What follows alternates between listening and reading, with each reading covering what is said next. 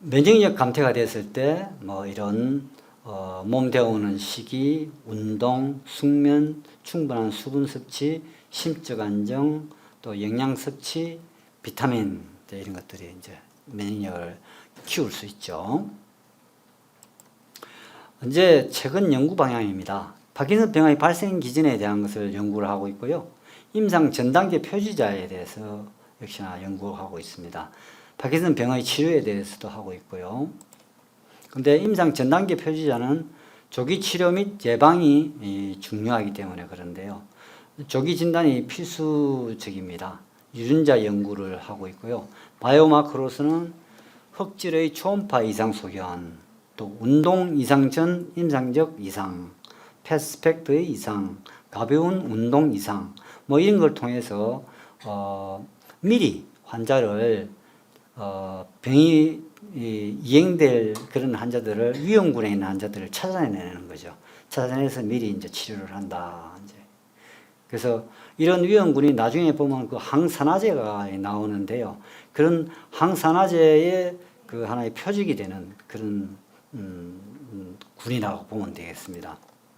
운동 이상적 임상적 이상으로서는 이런 후각장애, 자율신경 이상, 기타 아까 얘기했던 렘 수면 행동장애 있죠, 그죠? 이런 게 들어가게 됩니다. 치료에 대한 연구는요, 유전자 치료, 세포이식 치료, 성장인자 치료, 수술적 치료, 신약제 개발 이런 것들이 이제 돼 있죠.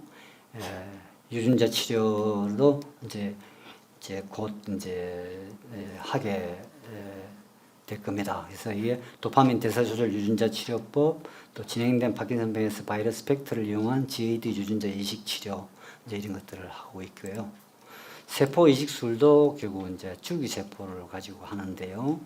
도파민 세포 생존을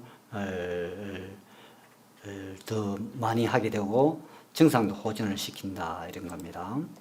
그래서 이제 세포 이식술을 했는데 주로 이제 많이 쓰이는 것이 메센키말 스템셀이라고 해서요.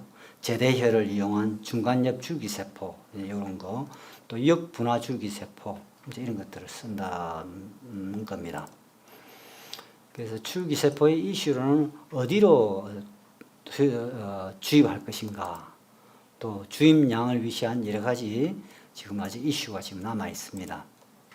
성장인자 치료는 GDNF하고 뉴트린이 지금 대두되고 있습니다.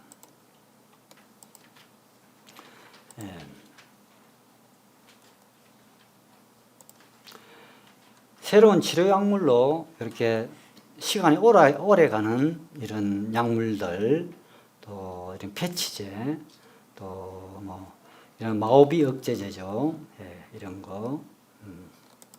또 이제 파킨슨병의 경과를 보면요, 허니문 퓨얼이라고 있습니다. 처음에 그 파킨슨병 진단을 받으면요, 약 잘 듣습니다. 그런데 그 기간이 한 5, 6년 정도 돼요. 근데 이 기간이 지나면요, 환자들이 약물에 대한 반응도가 좀 떨어지면서요, 이게 이제 증상이 왔다 갔다 그래요. 그리고 이제 그러다가 이제 레이트 플럭추에이션, 후기 이제 또 이렇게 동료가 오게 됩니다. 그 다음에 나중에는 약물하고 관계없이 그냥 지멋대로 막 이상 운동도 나타났다가 그냥 꼼짝도 못하고 거리 하다가 막 그렇게 돼버려요. 그래서 참 이때부터는 치료하기가 참 난해한 그런 점이 있습니다. 이게 이제 요 허니문 퓨얼이 되고 이것은 파라다이스 로스트 퓨얼이죠.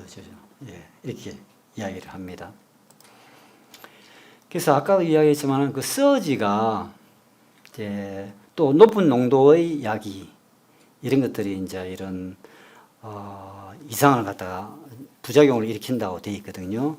부작용 중에 이제 크게 두 가지가 아까 내가 언급을 했습니다만은 약이 떨어지면 꼼짝을 못 하고요. 약이 올라가면 또 움직이고 또 막 이상 운동이 나타나고 이 두 가지가 제일 많거든요. 그래서 이제 그걸 극복하기 위해서 24시간 투여하는 12지장 내 주입법하고요. 피하 주사, 또 뭐 이런 새로운 약물들, 이제 이런 것들이 되고 있습니다. 개발 중인 약제는 신경보호약, 또 레보도파 전구약물, 또 여러분 새로운 마오 억제제, 도파민 재흡수 억제제, 아데노신 A2 수용체, 기량제 이런 것들이 이제 지금 한창 연구 중에 있습니다.